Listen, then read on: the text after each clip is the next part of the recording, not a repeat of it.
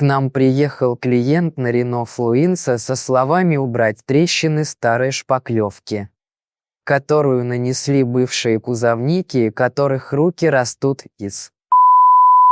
К сожалению, в наше время таких кузовников завелось очень много.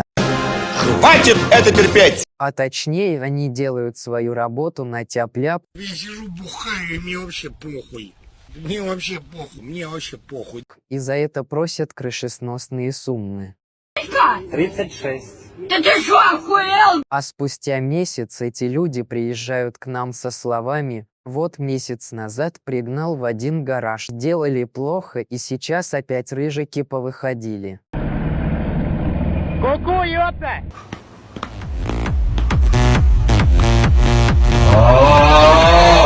Сейчас мы покрасили машину, и давайте, конечно же, посмотрим результат.